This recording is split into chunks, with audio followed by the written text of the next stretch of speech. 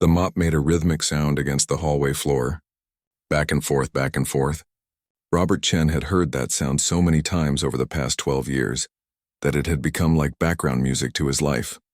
Every night when the teachers packed up their bags and the last school bus pulled away, he would begin his shift at Riverside Elementary School.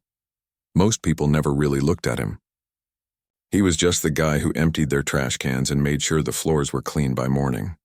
Sometimes a teacher would nod as they passed him in the hallway. Sometimes they wouldn't. Robert didn't mind much anymore. He had learned long ago that janitors have a way of becoming invisible, even when they're standing right in front of you.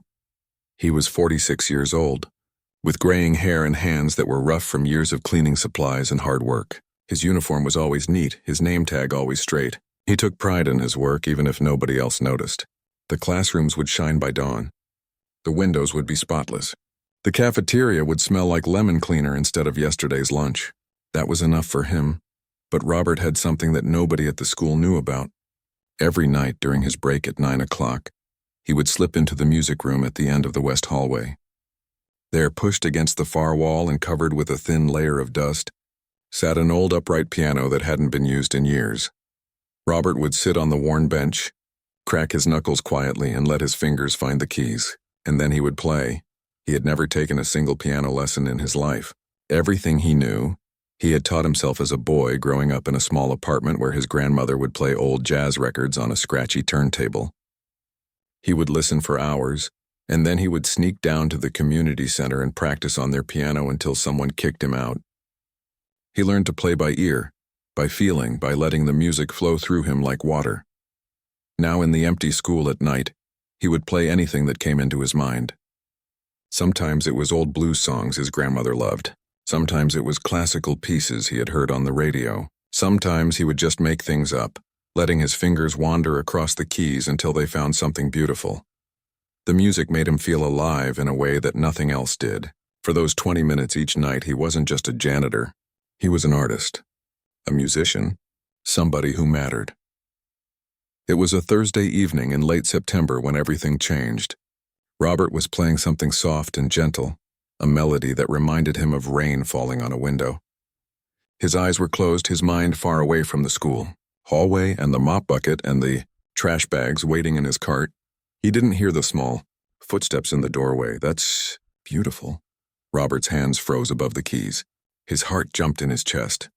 He turned around quickly, expecting to see a teacher or maybe the principal, ready to tell him he shouldn't be touching school property. Instead, he saw a little girl standing in the doorway. She looked about 8 or 9 years old with dark hair pulled back in a ponytail and a bright yellow backpack slung over one shoulder. In her right hand, she held a white cane. "I'm sorry," Robert said quickly, standing up from the piano bench. "I didn't mean to bother anyone. I was just—" "Please don't stop," the girl said. Her eyes didn't quite focus on him, looking somewhere past his shoulder. "I was listening. It made me feel peaceful." Robert hesitated. He had never played for anyone before. The music room was his secret place, his private escape. But something about the way the girl stood there, her head tilted slightly to one side, made him sit back down. "Okay," he said softly. Just for a minute, he started playing again, the same gentle melody. The girl walked slowly into the room, using her cane to navigate around the music stands and chairs. She made her way to a spot near the piano and sat down on the floor, crossing her legs and setting her backpack beside her. Robert played for maybe 5 more minutes. When he finished, the room fell into a comfortable silence. "My name is Lily," the girl said. "Lily Rodriguez. I'm in 3rd grade. I'm Robert. I work here at night cleaning. You play really well, better than Mr. Harrison, and he's the music teacher." Robert felt his face warm. "I doubt that. Mr. Harrison went to college for music. I just play around." "It doesn't sound like playing around," Lily said. "It sounds like you mean it." They sat there for a moment, neither one speaking. Finally, Robert asked, "What are you doing here so late?" "School ended hours ago. My mom works until 9 on Thursdays. I stay for the after-school program, and then I wait in the library until she picks me up. But tonight I heard the music and I followed it." She paused. "I got a little lost trying to find it. The hallways sound different at night." Robert felt a pang of concern. "Does anyone know where you are?" "Mrs. Chen saw me in the hallway. She told me I could walk around a little as long as I was careful. She's nice." Mrs. Chen was the principal. Robert felt a little better knowing she knew where Lily was. Still, he should probably get the girl back to the library. But before he could say anything, Lily asked, "Can I ask you something?" "Sure. What does it feel like?" "When you play, I mean. What does it feel like in your fingers?" It was a strange question, but Robert thought about it. "It feels like the music is already there, hiding inside the piano, and my fingers are just helping it come out." "Does that make sense?" Lily smiled. It was the first time she had smiled since walking into the room. "Yes, that makes perfect sense." They talked for a few more minutes. Robert learned that Lily had lost her sight 2 years ago because of some medical condition with a long name he couldn't quite remember. She used to love music class, but now it frustrated her because she couldn't read the sheet music that Mr. Harrison put in front of everyone. "I feel like I'm always behind," she said quietly. "Everyone else can see the notes. I just sit there." Robert's heart ached for her. He knew what it felt like to be overlooked, to feel like you didn't quite fit in anywhere. "You know," he said carefully, "I can't read music either. Never learned how. I just play what I hear and what I feel." Lily's head turned toward him sharply. "Really? But you play so well." "Music isn't just about reading dots on a page. It's about listening, feeling, understanding how the sounds fit together." He paused. "At least that's how it works for me. Could you—" Lily started, then stopped. She seemed nervous suddenly, fidgeting with the handle of her cane. "Could you teach me to play like that?" Robert opened his mouth to say no. He wasn't a teacher. He was just a janitor who played piano in an empty room. What did he know about teaching anyone anything? Especially a child who couldn't see. But then he looked at Lily's face, at the hope written there, at the way she leaned forward slightly, waiting for his answer. "I can try," he heard himself say. "If your mom says it's okay, we could work on it during your Thursday nights here. Just a little bit each week." Lily's whole face lit up like someone had turned on a switch inside her. "Really? You'd really do that?" "Sure," Robert said, surprising himself with his own commitment. Why not? He didn't know it then, but that simple "why not" would change everything. For both of them, and for so many others who would come after. The following Thursday felt like the longest day of Robert's life. He went through his cleaning routine like always, but his mind kept wandering to the music room. Would Lily actually show up? Had her mother said no?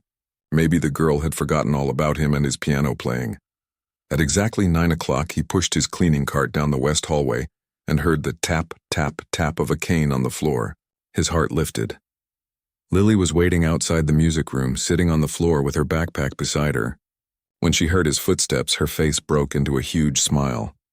"You came," she said. "Of course I came. I work here," Robert said with a small laugh. "Did your mom say it was okay?" "The lessons?" "She cried," Lily said simply. "Happy crying, I mean." She said yes immediately. She kept saying thank you over and over, even though you weren't there to hear it. Robert felt something warm spread through his chest. He unlocked the music room and they went inside together. The old piano sat there waiting, just like it always did. "Okay," Robert said, suddenly nervous. He had never taught anyone anything before. "I guess we should start with the basics. Come sit here." He guided Lily to the piano bench. She ran her fingers lightly over the keys, not pressing down, just feeling them. "There are 88 keys on this piano," Robert said, "but we're going to start simple. Right here in the middle." He took her right hand and placed it on middle C. "This is where everything begins." For the next 20 minutes, Robert showed Lily how to find her way around the keyboard using touch and counting. He taught her about the pattern of black keys, how they came in groups of 2 and 3, and how she could use them as landmarks. "It's like reading Braille," Lily said excitedly. "The keys have a pattern. I can feel it." "Exactly," Robert said. He hadn't thought of it that way, but she was absolutely right. They worked on simple scales, just going up and down. Lily's fingers were small and sometimes she pressed the wrong key, but Robert could hear her concentration. She was trying so hard. When they finished, Lily asked, "Will you play something for me? Like you did last week?" Robert played a short piece, something gentle and slow. When he finished, Lily was quiet for a moment. "How do you know what to play?" she asked. "If you can't read music, how do you remember all those notes?" "I don't really remember them," Robert said, trying to find the right words. "It's more like I remember how they feel." How they fit together. Like when you remember a story someone told you, you don't remember every single word, but you remember what happened and how it made you feel. Lily nodded slowly. I think I understand. The weeks that followed fell into a comfortable pattern. Every Thursday at 9 o'clock, Lily would be waiting by the music room. They would spend 20 minutes together, sometimes 30 if Robert's cleaning schedule allowed it. Slowly, carefully, Lily began to learn. Robert taught her simple songs, nursery rhymes at first. Mary had a little lamb and Twinkle, Twinkle, Little Star. Lily would practice during the week on an old keyboard her mother bought at a thrift store. Robert could hear her progress each Thursday. The notes became smoother. Her timing got better. Her confidence grew. One evening in late October, something changed. Lily came in looking upset, her eyes red like she had been crying. What's wrong? Robert asked immediately. Lily sat down heavily on the floor instead of going to the piano. Music class was awful today. Mr. Harrison is teaching everyone this new song for the winter concert. He gave everyone sheet music. Everyone except me. Did you tell him you wanted to try? Robert asked gently. He said there's no point. He said I should just sit and listen while everyone else performs. Her voice cracked. I hate feeling useless. Robert felt anger rise in his chest, but he pushed it down. Mr. Harrison probably meant well. He probably just didn't know how to include a blind student in his lesson plans. Still, that didn't make it right. Come here, Robert said, patting the piano bench. Lily got up slowly and sat beside him. Put your hands on the keys, Robert said. Now I'm going to play something with you. Don't think about notes or music or any of that. Just feel the rhythm. Feel what the song is trying to say. He started playing a melody he had made up years ago. It was simple but beautiful, with a rising and falling pattern that sounded like waves on a beach. After playing it through once, he took Lily's right hand and helped her play the melody, while he played harmony with his left hand. They played together for a few minutes. Then Robert pulled his hand back and let Lily play the right-hand part by herself. She stumbled a few times, but she kept going. When she finished, there were tears on her cheeks, but she was smiling. I did it, she whispered. I actually played a real song. You did more than that, Robert said. You made music. There's a difference. From that night on, something shifted in Lily. She came to their Thursday sessions with new energy, new determination. She asked more questions. She wanted to try harder songs. She started humming melodies she heard during the day and asking Robert to help her figure them out on the piano. One Thursday in November, they had an unexpected visitor. Robert was showing Lily a new chord progression when he heard footsteps in the hallway. He turned to see Mrs. Chen, the principal, standing in the doorway with her arms crossed. Robert's stomach dropped. This was it. He was going to get fired for using school property without permission, for bringing a student into the building after hours without proper supervision. But Mrs. Chen didn't look angry. She looked thoughtful. How long has this been going on? She asked. About 2 months, Robert said, his voice steady despite his nerves. I'm sorry if I broke any rules. I just wanted to help. Mrs. Chen walked into the room slowly. She stood near the piano, watching Lily, whose hands were still resting on the keys. Play something for me, Mrs. Chen said to Lily. Lily looked nervous, but she nodded. She played the melody Robert had taught her that night in October, the one that sounded like waves. Her fingers moved carefully across the keys, finding each note with concentration. When she finished, the room was silent. Mrs. Chen had tears in her eyes. That was beautiful, Lily. I didn't know you could play. Mr. Robert taught me, Lily said proudly. He's teaching me to play by feeling instead of by reading. Mrs. Chen looked at Robert for a long moment. He braced himself for whatever was coming next. I'm not going to stop this, she finally said. In fact, I'm going to make sure you can keep doing it. You're not breaking any rules as long as I say you're not. Consider this. Official permission. The piano is yours to use, both of you, whenever you need it. Robert felt relief wash over him like a wave. Thank you, Mrs. Chen, that means everything. Don't thank me, she said. What you're doing here matters. I can see it in Lily's face. This child has been struggling all year, and now look at her. She's glowing. After Mrs. Chen left, Lily turned to Robert with the biggest smile he had ever seen. We can keep going, she said. We can really keep doing this. Yeah, Robert said, feeling something like hope bloom in his chest. We really can. He didn't know it yet, but word of what was happening in that dusty music room was starting to spread. Lily's mother had told Lily's teacher. The teacher had told other teachers. People were starting to notice that the quiet janitor with the rough hands had a gift that nobody had ever recognized. And Lily, the girl who had felt invisible in her own music class, was starting to find her voice again, not through her words but through her fingers on piano keys, making music that came from somewhere deeper than notes on a page. Some things in life happen by accident. A girl follows music down a hallway. A janitor says yes when he could have said no, and suddenly two lonely people aren't quite so lonely anymore. That's how it started. With friendship. With trust. With the simple belief that everyone deserves a chance to be seen. Winter came to Riverside Elementary, bringing shorter days and longer nights.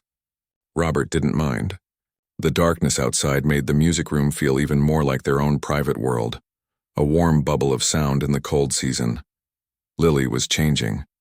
Anyone who knew her could see it. She walked taller now with more confidence. In the cafeteria, she talked more with other kids. In class, she raised her hand to answer questions. Her teachers noticed. Her classmates noticed. But most of all, her mother noticed. One Thursday evening in December, a woman was waiting with Lily outside the music room. She was short and tired-looking, with dark circles under her eyes, but her smile was warm and genuine. "Mr. Chen," she said, extending her hand. "I'm Isabel Rodriguez, Lily's mom." Robert shook her hand, suddenly feeling self-conscious in his janitor's uniform with a mop still in his other hand. "Please, just call me Robert." "I needed to meet you," Isabel said. Her voice trembled slightly. "I needed to thank you in person for what you're doing for my daughter. I've been trying to find her something, anything, that would make her feel normal again after she lost her sight. Nothing worked. But this, what you're teaching her, it's bringing her back to life." "I'm not doing anything special," Robert said, feeling uncomfortable with the praise. "I'm just showing her some piano basics." "You're doing more than that," Isabel insisted. "Last week she played me a song on her little keyboard. She told me it was something you made up just for her. She said it's called Mama's Smile. Do you know what that meant to me? Do you know how long it's been since I've seen my daughter smile like that?" Robert felt his throat tighten. He hadn't expected anyone to care this much. "She's a good student. She works hard." "I wish I could pay you," Isabel said quietly. "I work 2 jobs, but money is tight. If there's anything I can do—" "No," Robert said firmly. "Absolutely not. Seeing Lily learn, seeing her happy, that's all the payment I need." Isabel's eyes filled with tears. She hugged Robert suddenly, catching him off guard. "Thank you," she whispered. "Thank you for seeing my daughter when so many others look right past her." After Isabel left, Robert and Lily had their usual lesson. But that night felt different somehow. More meaningful. Robert realized that what they were doing in this little music room mattered to more people than just the 2 of them. As winter deepened, Robert started doing something new. He began writing simple pieces specifically for Lily. Melodies that told stories without words. He would come home to his small apartment after work and sit at his old keyboard, working out tunes that he thought Lily would connect with. He created a piece called Morning Sunshine that started slow and quiet, then grew brighter and warmer like the sun rising. He wrote Dancing Leaves that had a playful, swirling rhythm. And Mama's Smile, the one Isabel had mentioned, was gentle and loving, with notes that seemed to wrap around you like a hug. Lily loved these songs. She practiced them over and over on her thrift store keyboard at home. More than that, she began to understand something important. Music wasn't about playing notes correctly. It was about telling stories, sharing feelings, creating something beautiful from nothing. "I get it now," Lily said one Thursday in January. "Music is like talking, but different. It's like when you can't find the right words, so you find the right notes instead." Robert smiled. "Yes, that's exactly what it is." "Can I try making up my own song?" Lily asked shyly. "Of course you can," Robert said. "Let's hear what you've got." Lily placed her hands on the keys and started playing. It was rough and simple. Just a few notes repeated in a pattern, but there was something honest about it. Something real. When she finished, she turned to Robert with uncertainty on her face. "It's not very good, is it?" "It's a first draft," Robert said. "Every song starts somewhere. Tell me what you were trying to say with it. What feeling were you going for?" "I was thinking about recess," Lily said. "About how I can hear everyone running and laughing and I want to join them. But I don't always know how." The music sounds a little bit happy and a little bit sad at the same time. Then it's perfect, Robert said. Because that's exactly what I heard in it. Now let's work on it together and make it even better. They spent the rest of that session developing Lily's first composition. Robert showed her how to add harmony, how to build tension and release, how to make the happy parts brighter and the sad parts deeper. By the end, it was a real song, something uniquely Lily's. We'll call it Playground Wishes, Lily decided. The next week, Lily came in bursting with news. Mr. Harrison asked me something today. What did he ask? Robert said, setting down his cleaning supplies. He wants me to play something in the spring concert. Just something small, he said. He heard me humming in class and he asked if I'd been practicing piano. I told him about you, about our lessons. He seemed surprised. Robert felt a knot form in his stomach. What did you tell him? I told him you're the best teacher ever, and that you taught me how to play by feeling the music. He looked kind of confused, but he said if I wanted to perform in the concert, I could. Lily's smile faded, but now I'm scared. What if I mess up in front of everyone? Come here, Robert said, guiding her to the piano bench. Let me tell you something. I've never played in front of anyone except you. Not once in my whole life. You want to know why? Why? Because I was scared too. Scared people would laugh. Scared they'd think a janitor had no business playing piano. Scared I wasn't good enough. He paused. But watching you these past few months, I've learned something. Being scared doesn't mean you're not ready. Sometimes being scared just means you're about to do something brave. Lily was quiet for a moment. Then she said, Will you help me practice? For the concert? Every Thursday until then, Robert promised. We'll make sure you're ready. Over the next 2 months, they worked harder than ever. Robert taught Lily breathing exercises to calm her nerves. They practiced her songs until she could play them in her sleep. He helped her learn how to bow when she finished, how to walk confidently to the piano and find her place on the bench. But more than the technical skills, Robert taught Lily something more important. He taught her that her blindness didn't make her less capable. It just meant she experienced music differently, and different wasn't worse. It was just different. One Thursday in late February, Isabel came early to pick up Lily. She looked exhausted, her waitress uniform still on from her evening shift. But when she saw Lily playing, confident and focused, tears streamed down her face. After the lesson, Isabel pulled Robert aside. I don't know how to thank you, she said. 2 years ago, when Lily lost her sight, I lost my daughter, too. She became angry and sad and closed off. I didn't know how to reach her anymore. But you did. You gave her back to me. She did the hard work, Robert said. I just showed her where to put her fingers. No, Isabel said firmly. You showed her that she still matters, that she can still do amazing things. That's worth more than any piano lesson. Robert didn't know what to say to that. He had never thought of himself as someone who changed lives. He was just a janitor who played piano in an empty room. But looking at Lily, seeing how far she had come, he started to wonder if maybe he had been wrong about himself all these years. Maybe he was more than just invisible. Maybe he had always been more, and he just needed someone to help him see it. Just like Lily needed someone to help her see that being blind didn't mean living in darkness, not when there was music to light the way. The spring concert was still weeks away, but Robert could already feel something building. Something bigger than just a little girl playing piano. Something that would change everything. He just didn't know how much yet. The night of the spring concert arrived faster than Robert expected. He finished his cleaning shift early and changed into the one nice shirt he owned. A simple blue button-down he usually saved for job interviews that never went anywhere. His hands were shaking as he buttoned it. He had never been to a school concert before. In 12 years of working at Riverside Elementary, he had cleaned up after dozens of them, but he had never actually attended one. Tonight was different. Tonight Lily would be playing. His student. The girl he had taught to find music in the darkness. The auditorium was packed with parents, teachers, and students. Robert slipped into a seat in the back row, hoping to go unnoticed. He watched as Mr. Harrison conducted the school choir through several songs. They were good, polished, exactly what you would expect from a school concert. Then Mr. Harrison stepped up to the microphone. For our next performance, I'd like to introduce a very special student. Lily Rodriguez is in 3rd grade, and despite facing some challenges, she has worked incredibly hard this year. She'll be playing a piano piece this evening, The audience clapped politely as Lily walked onto the stage using her cane to navigate. Robert's heart pounded in his chest. He wanted to run up there and guide her himself, but he forced himself to stay seated. She could do this. She had practiced 100 times. Lily found the piano bench and sat down carefully. She placed her hands on the keys, took a deep breath just like Robert had taught her, and began to play. The song was Mama's Smile, the piece Robert had written for her. Lily's fingers moved across the keys with confidence and grace. The melody filled the auditorium, sweet and gentle, telling its story without any words needed. Robert felt tears sting his eyes. She was doing it. She was actually doing it, and she was doing it beautifully.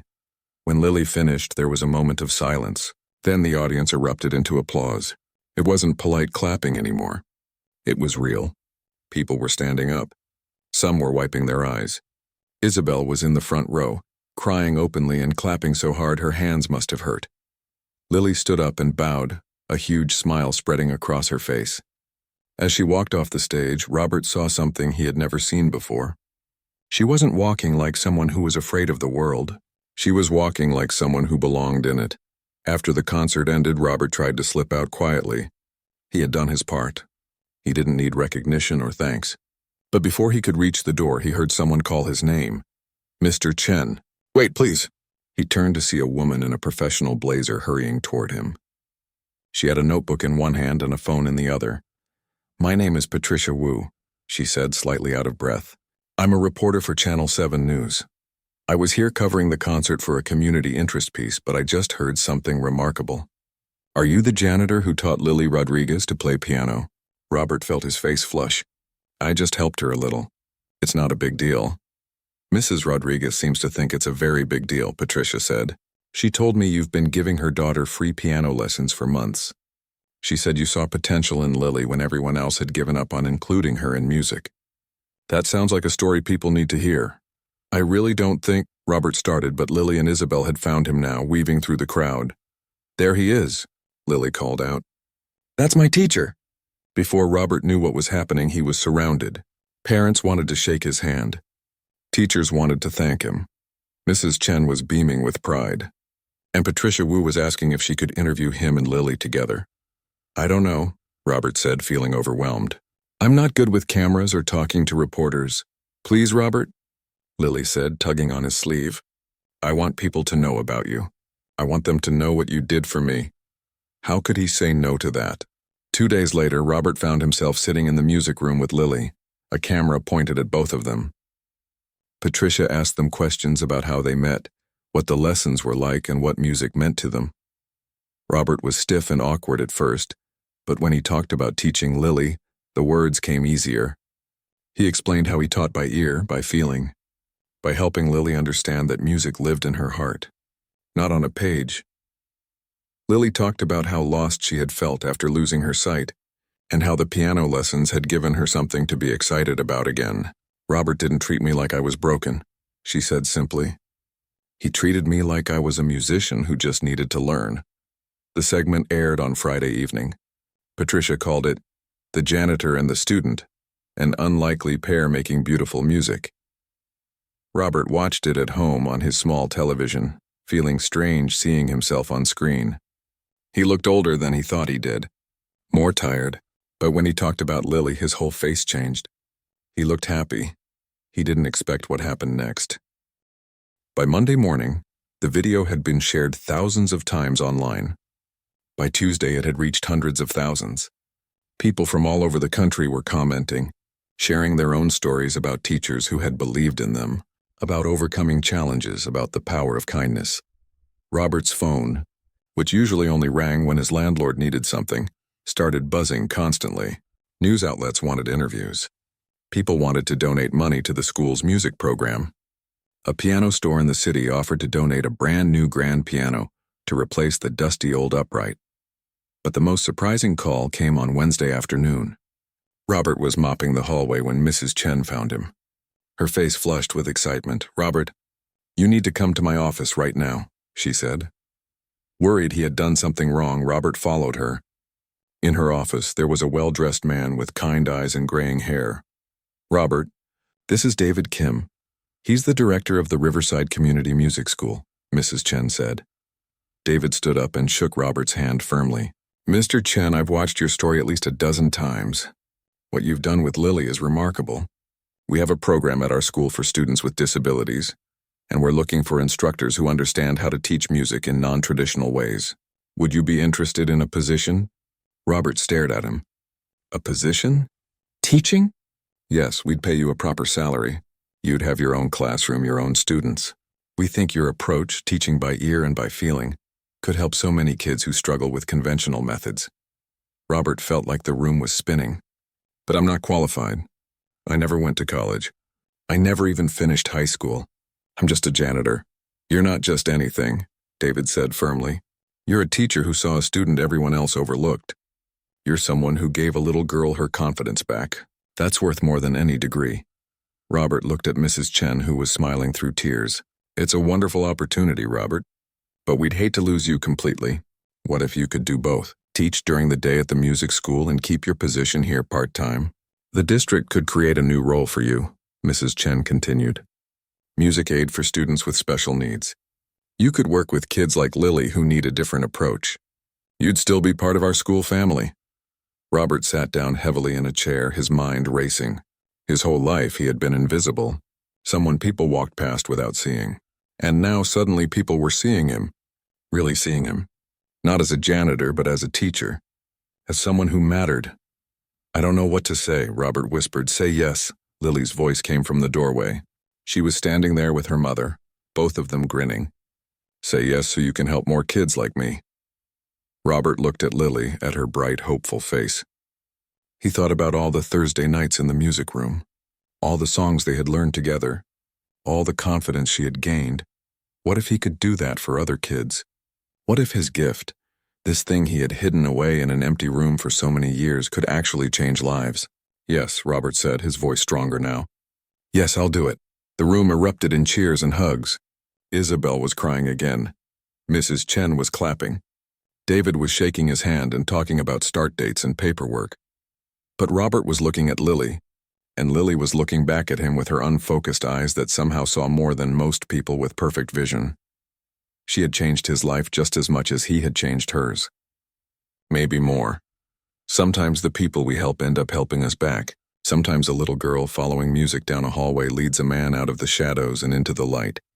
And sometimes, just sometimes, the world notices, and everything changes. Robert stood outside the Riverside Community Music School on his first day, staring at the building like it might disappear if he blinked. It was a beautiful old building with tall windows and brick walls covered in ivy, very different from the elementary school he had cleaned for 12 years. He was wearing new clothes bought with his first paycheck advance, khaki pants and a button-down shirt that actually fit.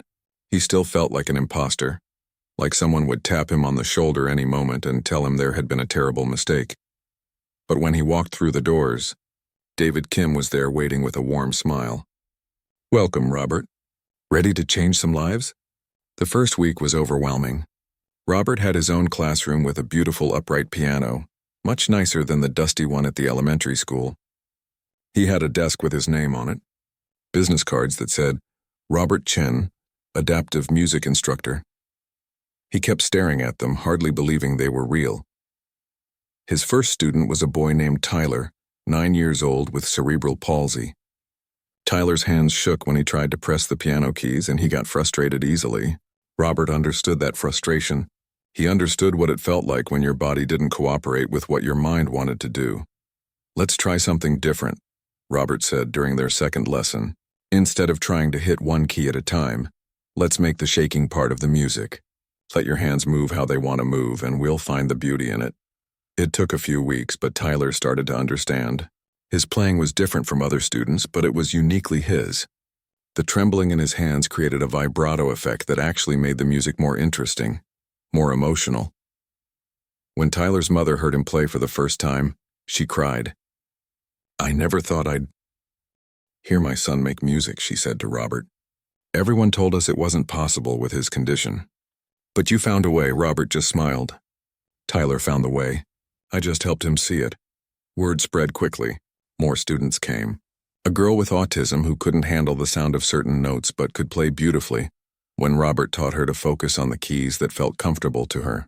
A teenager who had lost his hearing but could still feel the vibrations of the piano and learned to play through touch and rhythm alone. Each student was different. Each one needed something unique. And Robert, who had spent years invisible and unnoticed, discovered he had a gift for seeing what each person needed. Maybe it was because he had spent so much time being overlooked himself. He knew how to really see people. But Robert didn't give up his connection to Riverside Elementary. 3 evenings a week, he still came back to the school. He worked with students who needed extra help in music, especially those with disabilities or learning differences. The district had created the position just for him, and he took it seriously. And every Thursday at 9 o'clock, he still met with Lily in the music room. That was their time, sacred and special. They had been through too much together to give it up. Lily was in 5th grade now, and she had grown so much. She played in every school concert. She had even started teaching some of the younger kids basic piano during recess, showing them the same patience Robert had shown her. "You're going to be a teacher someday," Robert told her one Thursday evening. "A real one, better than me. You're already a real teacher," Lily said firmly. "You're the realest teacher I know." The program Robert helped start at the elementary school grew bigger than anyone expected. Other schools in the district wanted to create similar programs. Robert trained other teachers in his methods, showing them how to teach music through feeling and listening, rather than just reading notes on a page. He never sought attention or praise. He was still the same quiet man who preferred to work behind the scenes, but his impact rippled outward like waves on a pond, touching more lives than he could count. 2 years after that first news story, Robert received an unexpected invitation. The State Music Educators Association wanted to give him an award for innovative teaching methods. There would be a ceremony, a fancy dinner, speeches. The thought of it made Robert's stomach turn. "I don't need an award," he told David Kim. "I'm just doing my job." "It's not about need," David said. "It's about recognition. There are teachers all over the state who are inspired by what you're doing. They want to learn from you. This award isn't just for you. It's for every student who's been told they can't make music because they're different."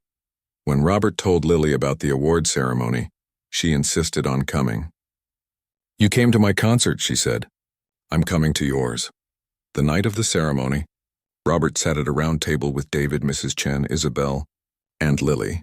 He tugged at his tie uncomfortably, wishing he was back in his comfortable janitor's uniform. But when they called his name and he walked to the stage, he looked out at the audience and saw something that made his chest tight. There were so many familiar faces. Tyler and his mother, the girl with autism who now played in a youth orchestra, the teenager who couldn't hear but who had won a composition award. All his students, former and current, were there. And they were all clapping and cheering like he was some kind of hero. Robert accepted the award, a beautiful glass piano on a wooden base. When it was his turn to speak, he gripped the podium and looked out at the crowd. "I'm not good with speeches," he began, his voice shaky. "For most of my life I was invisible. I was just the janitor, the guy who cleaned up after everyone went home.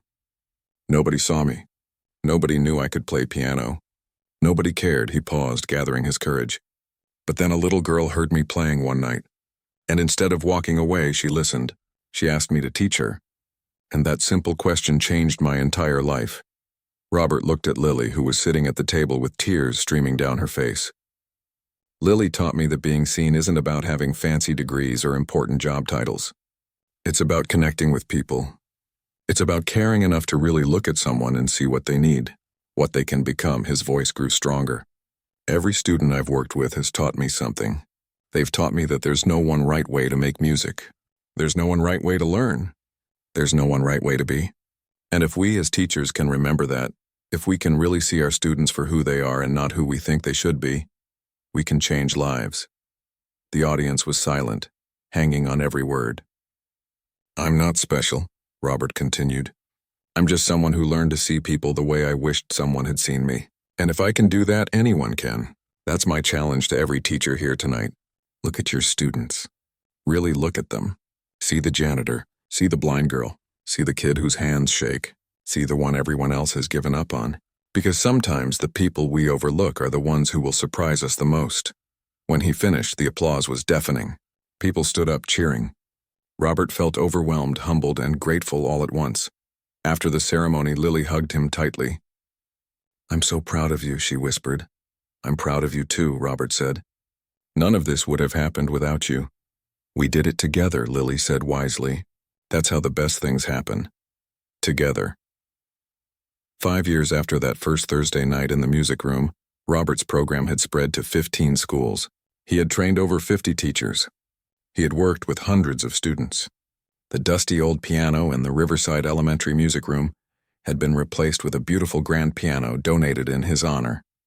But Robert still kept his part-time janitorial position. 3 nights a week he mopped floors and cleaned classrooms. Some people thought it was strange that a respected teacher would still work as a janitor. But Robert knew better. It reminded him where he came from. It kept him humble. And it meant he was there when a student stayed late, feeling invisible and overlooked, and needed someone to see them. Because Robert Chen had learned the most important lesson of his life. It didn't matter what your job title was or how much money you made or whether people thought you were important. What mattered was how you treated people. What mattered was taking time to really see someone when everyone else walked right past them. Lily was in high school now, preparing for college. She wanted to study music therapy, to work with children who had disabilities. She performed regularly, her confidence unshakable. But every few months she would come back to Riverside Elementary on a Thursday evening, and she and Robert would sit at that grand piano together, playing the songs that had started it all.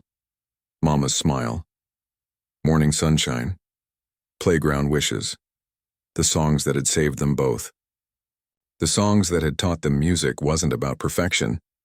It was about connection, about hope, about finding light in the darkness and sharing it with others.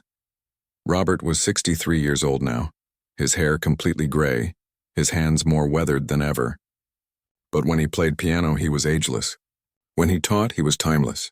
And when he looked at his students, he saw possibility where others saw limitation. He had started as just a janitor, a man no one noticed, a man who played piano alone in an empty room, but one little girl had heard his music. And that had changed everything, not just for him, not just for her, but for everyone whose life they touched. For every student who learned that being different wasn't the same as being less. For every teacher who learned to see beyond test scores and attendance records and behavior charts. Sometimes the biggest changes start with the smallest moments.